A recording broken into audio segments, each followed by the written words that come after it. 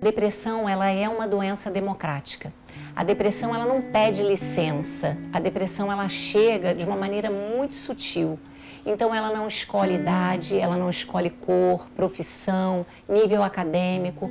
É uma doença que chega sem que a gente perceba. A depressão, ela é uma alteração do sistema do neurotransmissor. E ela não existe uma principal causa.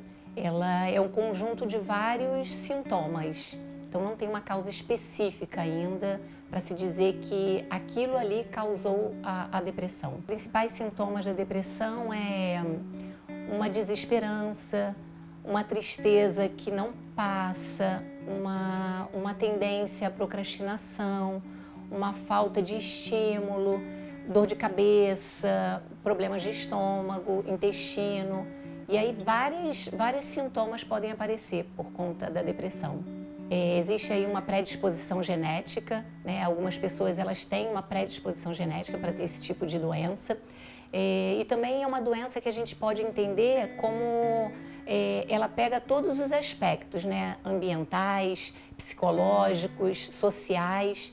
Então, estão mais vulneráveis pessoas que têm algum tipo de descompensação em relação à vida que leva e os que têm a predisposição mesmo. O pior de tudo é que a sua cabeça não para. Você não consegue dormir 24 horas por dia, então, consequentemente, quando você está acordado, a sua cabeça está pensando em tudo aquilo que te deixa deprimido. E então você fica o tempo inteiro ali pensando e remoendo aquelas coisas, tudo que te deixa triste, tudo que você guardou rancor, tudo que as pessoas falaram que te magoou, e isso vai piorando. O diagnóstico da depressão, ele é um diagnóstico basicamente clínico. Hoje a gente não tem nenhum exame de neuroimagem que mostre, né, que seja um dado, um marcador de que o indivíduo está com depressão. Então, nós temos hoje alguns testes neuropsicológicos, né, alguns testes validados, que nos dão uma base para uma investigação de caso de depressão. Mas, normalmente, é no ambiente clínico mesmo que a gente detecta a doença. Sempre gostei muito de videogame, música, cantar, tocar violão, guitarra. E eu só ficava deitado, botava a série pra passar, mas nem prestava atenção, sabe? Você ficava, sei lá, tipo a gente coloca Friends pra dormir. Deixava lá passando e ficava deitado sem fazer nada. Tinha o costume de sair praticamente toda sexta-feira com os amigos e tal, e parei. Ficar muito trancado em casa. Eu nem que, sei lá, fosse pra ir no mercado, eu dava a volta, porque é chato ficar em casa. E você fica enfurnado, você não quer sair, não quer viver, não quer fazer nada. Principalmente pelo fato de você negar que tem depressão, que tem alguma coisa do tipo. Você fala, ah, não é nada, só hoje acordei um pouco mais indisposto, vou deixar quieto. Aí no dia seguinte, pô, hoje acordei um pouquinho mais, mas vai melhorar. E aí vai indo, quando você vê, você não quer nem levantar da cama. Como ela tem níveis, até algumas pessoas confundem muito, a gente vê isso muito claro em consultório, a tristeza e a depressão. Existe uma diferença entre estar triste e estar deprimido, né? Então, uma depressão leve, como foi a pergunta que você fez, uma depressão leve é aquele desânimo, aquela sensação de que as coisas não vão dar certo, de que tudo que eu faço está saindo errado, meio que confundida com uma preguiça. Isso nós chamaríamos de uma depressão leve. É claro que não existe nenhum fator que seja o divisor de águas. Ah, essa é leve, essa é severa. É um conjunto de coisas que precisam ser investigadas. Mas a gente falando sobre tristeza e depressão, a gente tem como base a diferença que a tristeza, ela tem sempre um fator que influencia naquilo que eu estou sentindo. Eu fico triste ou porque eu bati de carro, eu fico triste porque briguei com um namorado, fico triste porque repeti de ano. Ela tem uma causa. A depressão não. A depressão é um estágio de desesperança onde eu fico triste e eu não sei por que eu estou triste.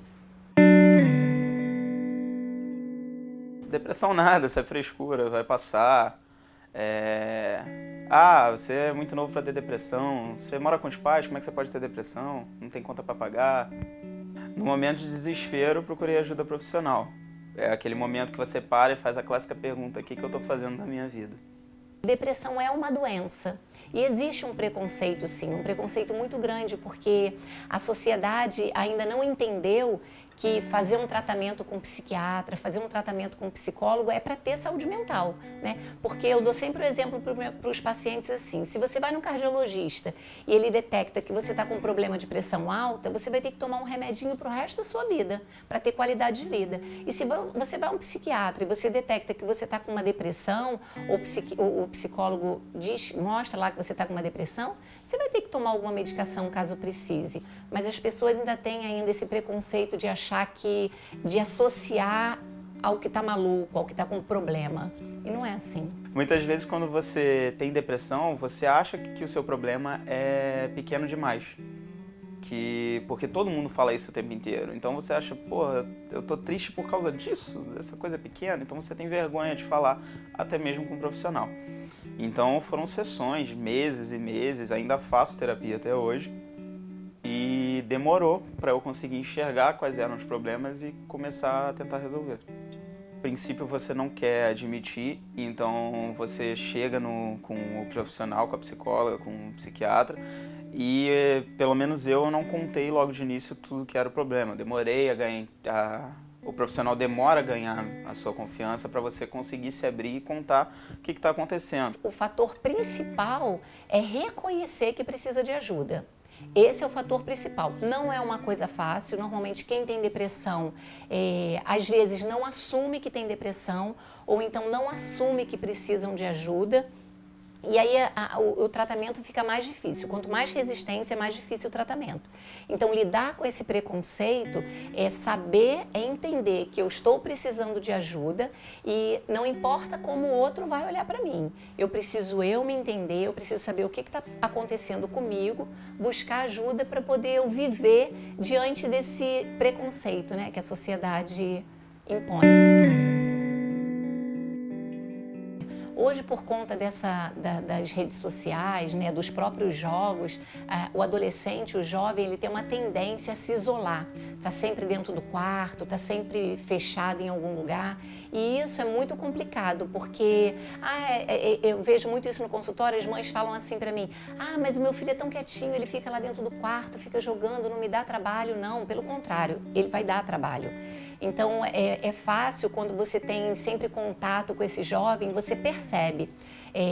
A gente percebe quando um jovem está entrando numa depressão ou está em depressão, pela forma como ele fala, pela forma como ele lidar com as outras pessoas. Normalmente um depressivo, ele é uma pessoa irritadiça, é uma pessoa sem paciência, é uma pessoa que não tem muita vontade de ter contato com outras pessoas. Então, quando você percebe que o filho está um pouco apático, né, muito dentro do quarto, muito sem querer sair, sem fazer algumas coisas que normalmente seriam coisas que jovens fazem, é para ficar atento. A melhor forma de ajudar alguém que está entrando em depressão ou que está num processo depressivo é incentivar essa pessoa a buscar ajuda, né? Olha, eu conheço uma pessoa, eu conheço um profissional, vai estar te auxiliando. Porque normalmente o que a gente tem no senso comum é aquilo que a gente sabe, né? Não, vamos lá, isso vai passar, você tem que fazer alguma coisa, vamos para a festa. E não é assim, não. É muito mais do que isso. Então é só um profissional mesmo, qualificado para poder estar investigando e ajudando essa pessoa.